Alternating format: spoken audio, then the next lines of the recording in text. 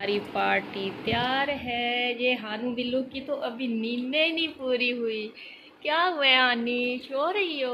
और ये हादिया है, और ये हमारा सैम चौधरी भी अभी सो के उठा है। और इनके लिए हमने ये सरप्राइज़ तैयार किया है। सरप्राइज़ हमने कहा सोते सोते इनकी ना छोटी सी इनको पार्टी दे दें।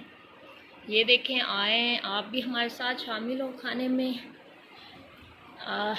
हम हमारे साथ हमारी बातों में हमारी, हाँ जी, ये हमने सारी चीज़ें घर बनाई हैं। बस ये फ्राइज़ और ये कुरकुरे हैं जो बाज़ार से हैं। शेक भी हमने घर में बनाया है।